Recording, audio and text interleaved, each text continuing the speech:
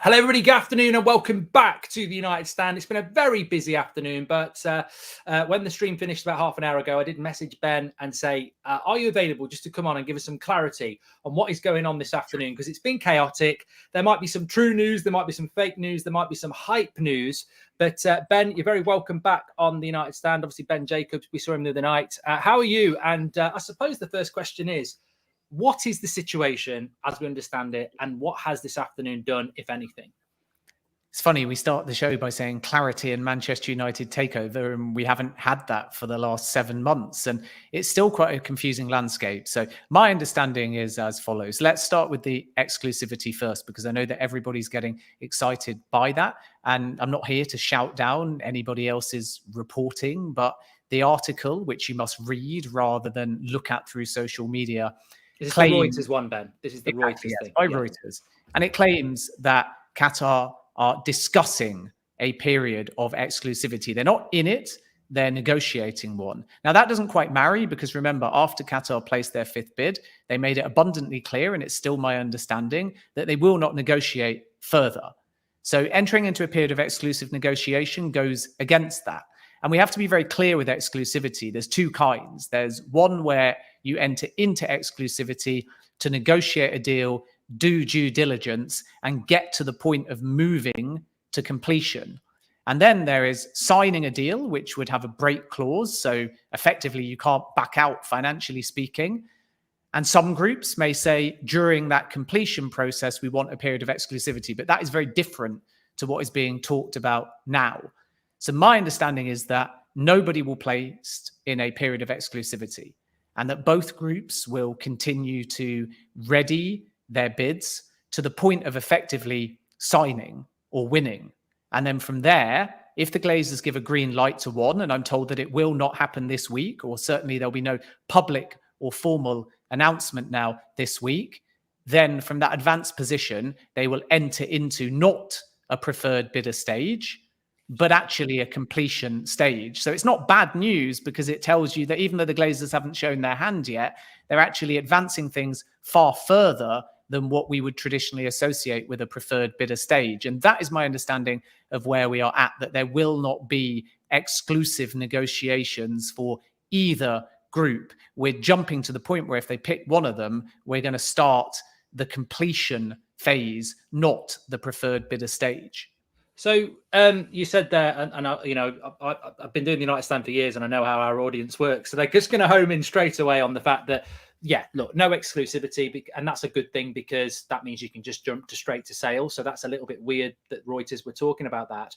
But no sale this week. I mean, look, I don't know how this works. I don't know whether you know how this works, but really the New York Stock Exchange is open now till about 9 p.m.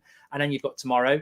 And then I think we'll close Saturday, Sunday, and I think it's a bank holiday on Monday. So do you think the reason they're not selling is because they're not ready to, or do you think that they're just waiting for the right time next week, maybe? Well, I think we need to be clear. We're talking about an announcement. We're talking about common knowledge. We're talking about Manchester United informing everybody, likely, if it follows the same path as Chelsea, in a joint statement. So just because there's silence publicly, it doesn't mean that people are not working around the clock to conclude this process. All sources are on the same page with this. As I reported at the beginning of this week, and even the back end of last, that the feeling is everything's entering into final stages and is, from Ineos's perspective, 1 to 2 weeks away. And if you talk to those within 9-2 Foundation, they're a little bit more coy, but they are certainly confident that there'll be clarity one way or the other in this month. And on the selling side, again, there's relative clarity. And it's very rare in the Manchester United process that the groups and the seller have been on the same page with anything, to be perfectly honest with you. So I do think it's fair and accurate to say that just because we don't get a formal or public announcement, it doesn't mean that things are not happening this week, which is why there's so much media speculation and an oscillation and a spike with the stock price. But are we going to get Manchester United, the big thing that matters, formally announcing anything as either done or on the road to completion? Sources indicate no for this week. And in fairness, the same sources said that at the beginning of the week when there was talk of a preferred bidder as well. So there is a consistency to that.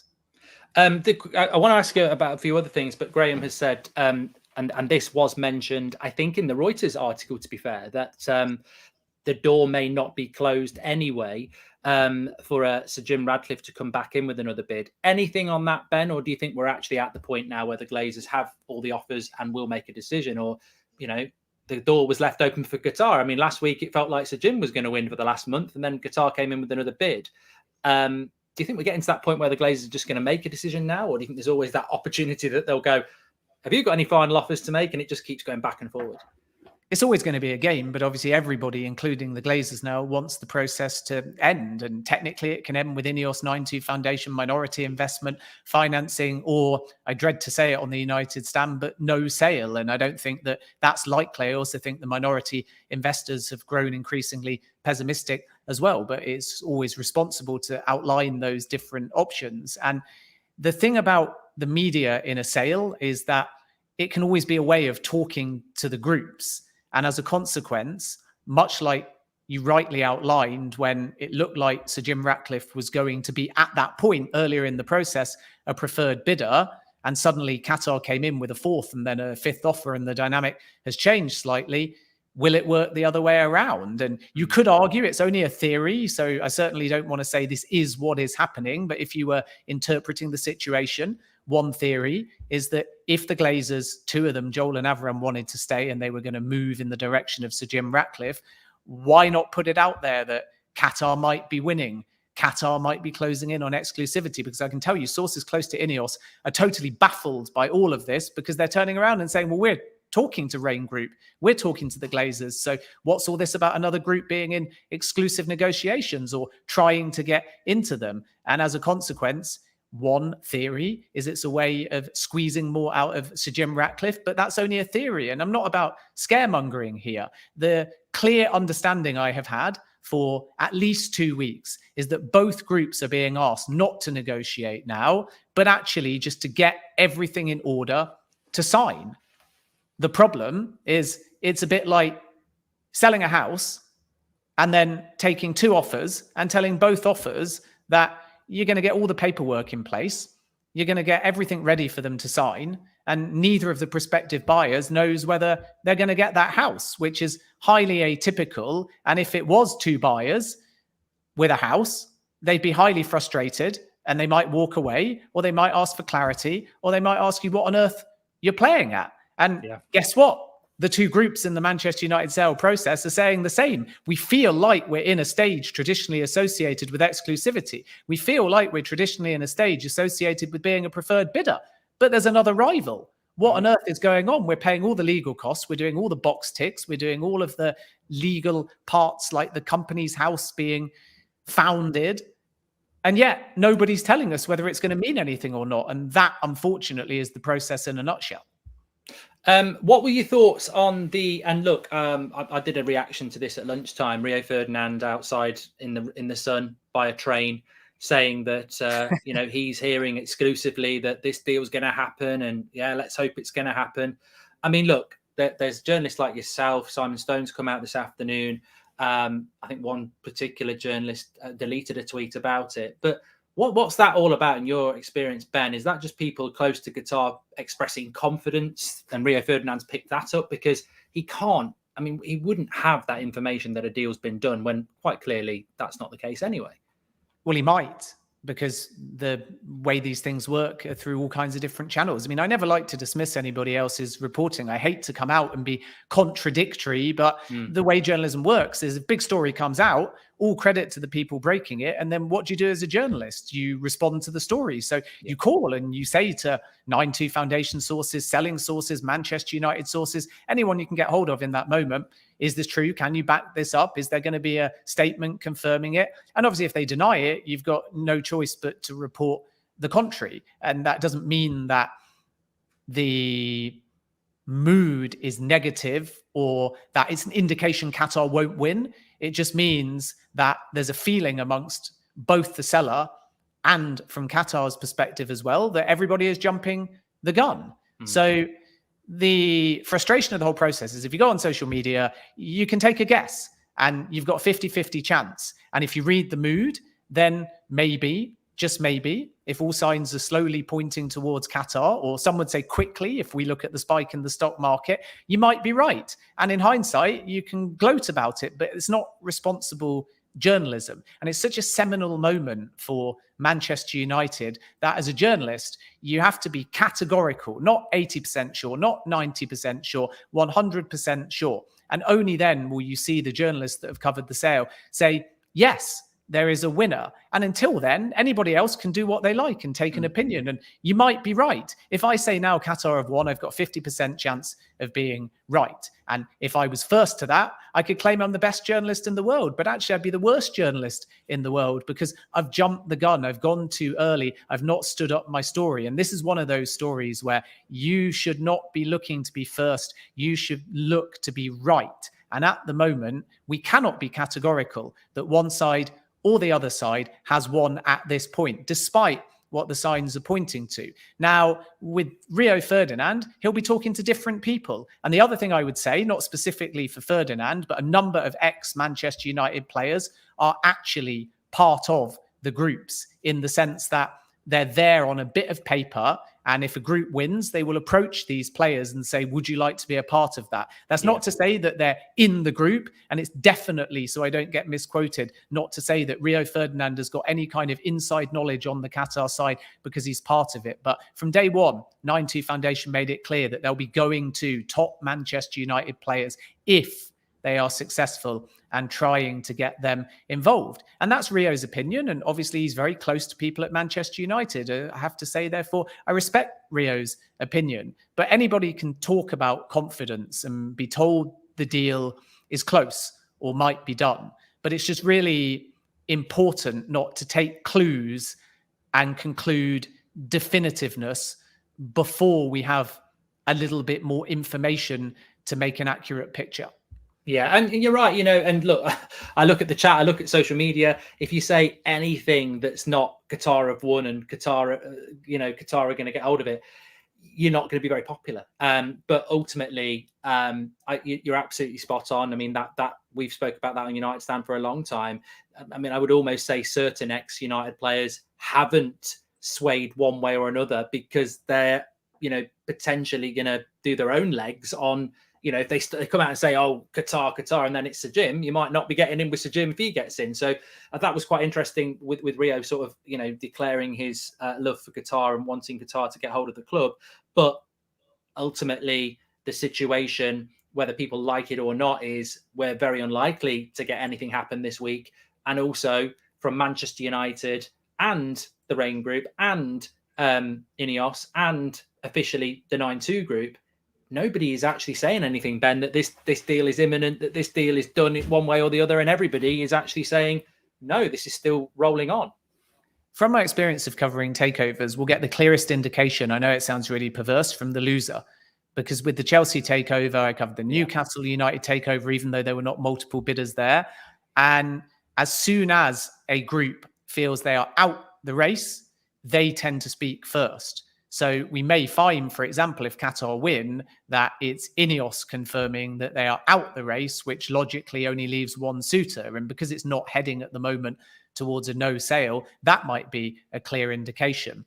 But I also think it's worth addressing the context here because people love social media. I respect people on social media. I engage on social media, but I won't be abused on social media when I've covered the takeover earnestly to the best of my ability. And I think that given how complicated it is and how many twists there's been, I've tried to provide balance. And unfortunately, in a complex business transaction, you have to sit on the fence a little bit because how many times have we been stung by being definitive? And it's so easy in hindsight to rewrite the narrative and say, I always told you Qatar was going to win. But these people that have said Qatar were going to win said so on day one when they bid 6 billion and they didn't. It was under 4.5. On day two, when it was an indicative offer and it wasn't even binding, we got told by the same people it was going to be March and then April and then May. And everyone else throughout the process said, caution. All the journalists covering it said, it might be the end of the season. It might be after the window's open. There might not even be a preferred bidder and we get hammered for it. But guess what? In hindsight,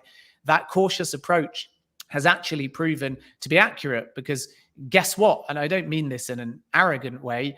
There's top journalists. I'm not talking about myself here. I'm talking about others I respect in the industry that have covered it, like them or loathe them, whether that's Mike Keegan, a Matt Lawton, a Miguel Delaney, or somebody like Simon Stone at the BBC. We've all covered more than one takeover, and we've all taken a relatively similar approach to covering the takeover because we're aware of the twists and turns. But on social media, I'll get, you don't want Qatar to win. You're anti-Qatar. You've never liked the Qatar bid. You're anti-Manchester United. Well, guess what? Here's probably a surprise to a lot of people. I lived and worked in Qatar for the best part of 5 years. I know this group very well indeed. I have huge respect for Qatar. I was out in Qatar during the World Cup. I was covering the World Cup when Qatar won the bid. I understand the politics. I understand the groups. Why, when everybody else was saying Qatar won't bid, or they'll bid for Liverpool, or it will be minority investment only, was I reporting it will be a full Qatar takeover offer? It's obvious this is a brilliant bid for the football club if you look at the specifics of clearing the debt, cash, and then the pledged investment on top. There's a lot to like about the Qatar bid. And if they win, of course, we need to give scrutiny as to who exactly are they? Where does the money come from? We need to delve into all of that. But I can tell you one thing about this group that I followed for quite some time. They're invested. And as a consequence of that, if they're successful, regardless of the debate we should be having about all of the other aspects, and I do think that's important, if you look at only their club plans, there's a heck of a lot for Manchester United fans to get excited about, which is why the bid is so popular. And if they win from there, we can delve into all of the other aspects. But I'm not anti-Qatar. I'm not anti-Ineos. I'm not anti-Manchester United. I'm pro-balance and accuracy. And Qatar might win. I'm not denying that. There's signs that are pointing in that direction. But if they haven't won yet, I'm irresponsible as a journalist if I report that they've won, which is why I'm urging caution at this point. Well, exactly. And I for one, appreciate and praise the work that you and Simon Stone and everyone else has done this afternoon, because the one thing we want is the truth. The one thing we want is clarity. What we don't want to do is walk into a trap where, you react to the Reuters article or the registration of the company or Rio Ferdinand's video. You head down the pub or the cinema tonight or the restaurant, drinks are on you and we're going to be Qatari. And then, nothing happens tomorrow. And actually, like you say, Ineos are expecting something in the next 2 weeks. And in 2 weeks' time, it's Ineos. And then you go, why? Well, why didn't anyone tell us that? And that's what journalism is. It's to provide balance. And I think that, you're absolutely right. What you said a few minutes ago, I've said this on a few recent shows. I could easily sit on a United Stand show tonight at 8 o'clock and say Qatar have won. Somebody's told me. It's a calculated guess. But we're not dealing with transfers here, Ben. We're dealing with the sale of the biggest football club in the world. And if you get that wrong, it's irresponsible. If you came on here and said, oil me up, it's going to be Qatar, you'd get a lot of short term love and appreciation, and you'd probably go viral. But ultimately, trust me, nobody wants to see me oiled up. Yeah. But no, I think what it is that there's an underlying frustration here because it's been going on a long time. As you said, I remember saying at the time in November, people were talking about March. I was like, I cannot see that happening.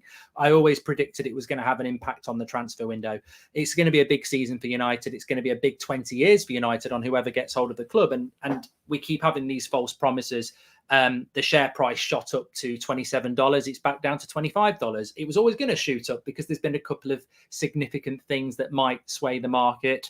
But I think it is genuinely, it's a bit like a transfer because people are not used to a sale of a football club. Pogba deal, Sancho deal, Bruno deal. Oh, it's happening. It's deal done. It's so close. It's closer than close. It's imminent. And it can take 4 or 5 weeks. With this, I just think people just want to get on with the future. I'm sure Erik ten Hag feels the same. So, no, I definitely think, knowing that it's very unlikely that it's going to happen this week sort of, just makes you think, well, look, let's see what happens over the coming days. Maybe it'll be next week, maybe it'll be the week after. But I also don't think, look at it like a transfer in the sense, if you said a transfer wasn't happening this week, it would mean the transfer is not happening this week. What we're saying is there won't be any public announcement this week. That's the expectation anyways. That doesn't mean that things aren't progressing. It doesn't mean that a deal isn't being done. And the thing we need to understand as well, if there is no preferred bidder stage and if there is no exclusivity granted, then everything from this point onwards is not actually about negotiation, it's about completion. So then the really important thing we need to understand is the completion process and how far advanced potentially that is, because it's different for Ineos and Sir Jim Ratcliffe, because Sir Jim Ratcliffe is not delisting the public shares, whereas Sheikh Jassim is looking for 100% of the football club. So if today there was an announcement that said Qatar had won, but they had not started the completion process, from my experience of covering previous takeovers, they would need 3 to 6 weeks to do what would be considered to be box ticks. But I'm hesitant to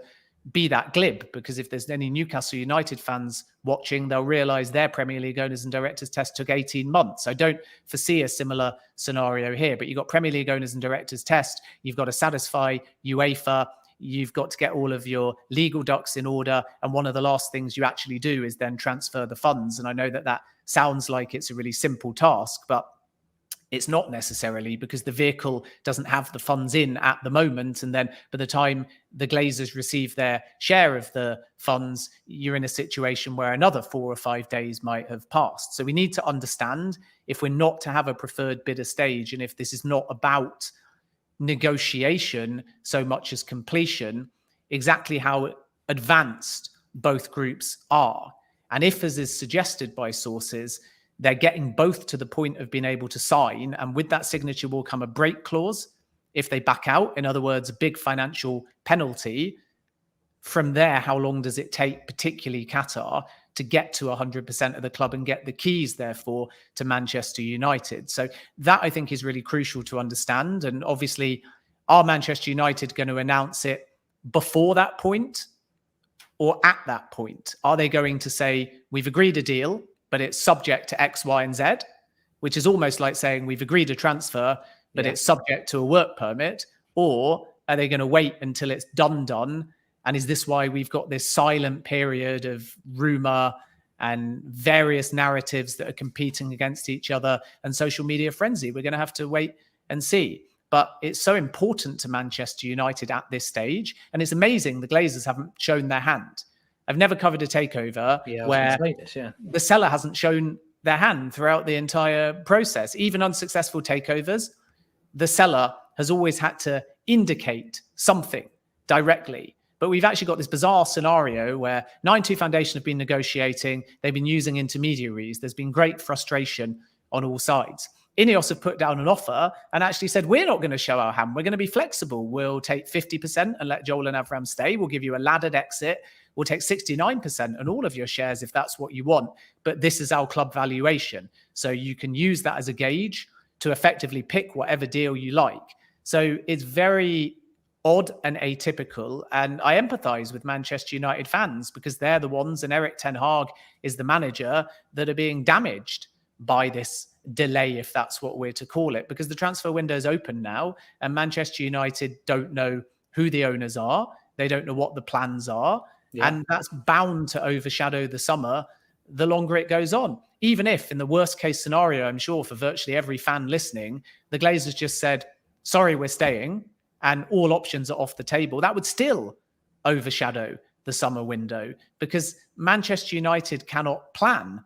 And I really feel for Erik ten Hag, because in his first window, he was overshadowed by Cristiano Ronaldo. In his second summer window, he's overshadowed by ownership uncertainty. And the only way that Manchester United is going to improve on and off the field and modernize off the field is with investment, and is with an owner that cares about the football club. And by cares, I mean a variety of things. They're invested in it, they're present in it, they're transparent, and of course they provide the funding. And let's be honest, that's not going to be the Glazers. So if it's going to be anybody else, whether it's Jim Ratcliffe with the Glazers or whether it's 9 2 Foundation, they need to get in ASAP, because a transition from a sale of this magnitude is not going to be easy. You only have to look at Chelsea to see that. It could take 100 days for board upheaval, for restructuring, for a new budget, potentially. And even though there's been due diligence, once you get in, you start to understand what you need to spend.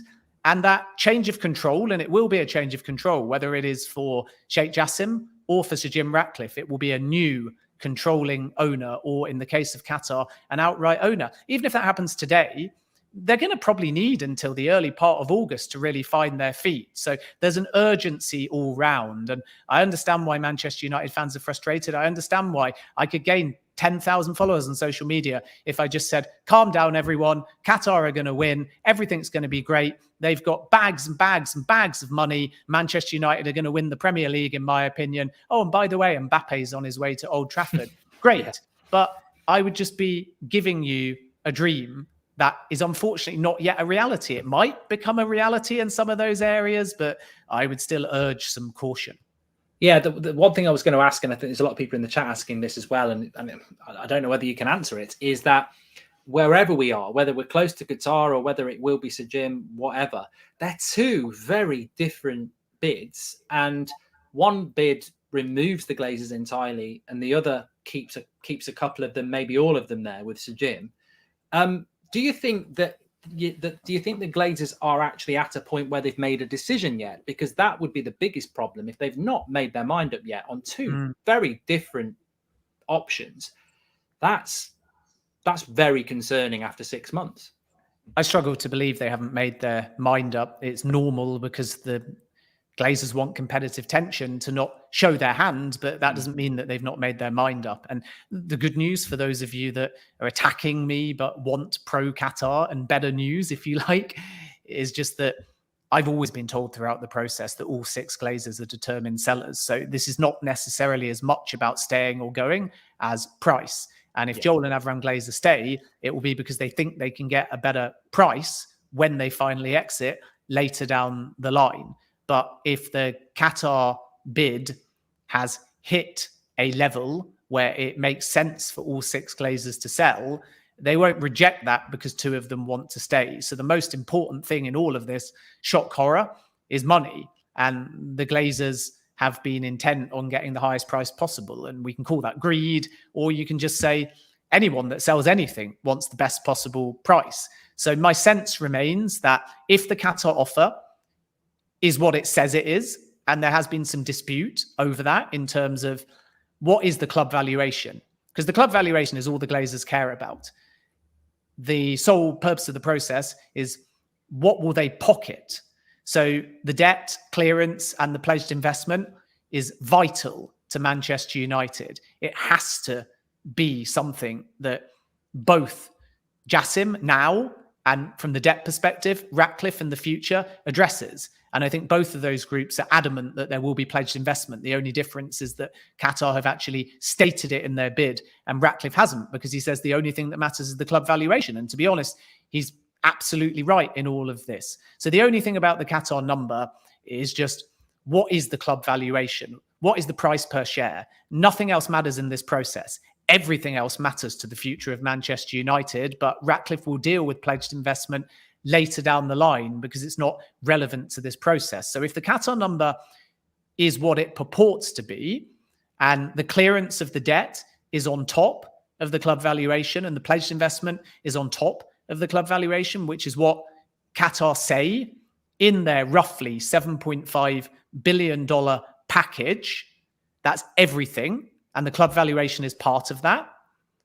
Should that be the case, the reality of the situation, as per my understanding, is there's not a great deal between Ratcliffe's offer for the club and Qatar's offer for the club, in which case it's logical we've seen a shift from Ratcliffe to Qatar. But when you talk to one group, they make it clear they haven't been informed they've won. When you talk to the other group, they make it clear they haven't been informed they've won. And this, again, is why, as much as it will irritate everybody listening, and if you're that irritated, get yourself a shot glass, put some Jack Daniels or vodka in it, and every time I say urge caution, drink, because you'll feel a lot better. But it's just not responsible journalism to start second-guessing the clues. So yes, the stock market is an indication, but it's also traders kind of gambling on the market. And that comes from media speculation. And we all have seen the Reuters story. And I'm not going to come on here and disrespect another journalist, but I'll report what I understand, which is firm denials from the selling side that any group will be given a period of exclusivity. So you start to understand the games. And I'm surprised I've still got hair at the end of this process, because all of us journalists are pulling out hair as well, because we get one story and we think, great, it's from a credible source directly in the room. And then we get another story and it's from a credible source directly in the room. And this is the challenge of covering a takeover. So much like a transfer, if you don't want the hassle and the twists and the turns and the competing narratives, put on a Manchester United club notification, wait for the club to announce it. If you want to live the drama, then follow the journalists. Follow the roller coaster, definitely. But, you know, for everybody in the chat, what did Ben say? You know, he believes that the Glazers are determined sellers if the price is met. And, you know, there's nothing more clearer than that, apart from the fact that it's not clear which way it's going to go. Ben, we could talk and talk and talk, but I'm so appreciative of your time coming on for just to give us the clarity. And I know there's a lot of people in the chat watching. And although some people will be moaning because they want Qatar, the reality is there's been a really, really thorough update of where we are in the last half an hour. So I really appreciate that honesty, Ben. And most importantly, the balanced opinion, which is what I think after a day like that, you do really need. Yeah, and I think just finally, we should just quickly talk about the company's house in 30, 45 seconds. Yeah. Not that I ever keep it to 30, 45 seconds, but I'll try. People see that as an indication that Qatar have won. And even Qatar sources deny that. They say that it's a legal box tick. Some people have been messaging me saying, if you go online, you can start that company in 24 hours or within 10 days. So it's an indication that they've acted recently. In other words, people are saying they've placed a fifth bid, they've been told that they've won, and then they've started the company's house incorporation in the UK. So again, it's a clue, but it's also part of them readying themselves in case they win without being told that they have won. So hindsight will tell us how significant it is, because Ineos have gone through various steps at their ends to prepare themselves in case they're picked for Manchester United. But what I would say is that the reason why Qatar sources say they filed the paperwork earlier is because it's a more complicated process than maybe online suggests. And there can be various reasons why it takes more time to incorporate your company. One is because maybe the first attempt was rejected. That can create problems. Another is because if you have a holding company in another company, which Qatar do, the directors may not be the same that are put forwards. That can be another problem. And then also I spoke to Companies House about an hour ago, which I can say on record, and they said that since COVID, they've got a backlog in more complicated cases that can add time as well. So I'm not saying that this isn't a clue, because it quite clearly shows that Qatar are on the brink. It quite clearly shows that they've got everything ready effectively to sign a deal if they're picked. All I'm saying is that they've not been told they're the winner. And until they're told they're the winner, I can't report that they're the winner, even if the signs point in that direction. Ben, it's been an absolute pleasure. Thank you very much for coming on. You can find Ben on Twitter. I always get this the wrong way. It's @JacobsBen, isn't it? It is @JacobsBen. Thank you. I'm back at 8 o'clock on the show, and I promise, unless something actually happens around the sale, we're going to leave it for today because I think we're all tired out. And there's a few bits around transfers we can definitely delve into, which probably haven't been discussed and normally would have been. Your legends in the chat, try and calm down a bit, like Ben said. Take the balanced view, take your time, and enjoy probably your weekend, not thinking about the sale. But we'll be back at 8 o'clock. Big thanks to Ben for coming on. Thanks for coming on, Ben. All the best, everyone. Thank you. We'll speak to you later. Cheers.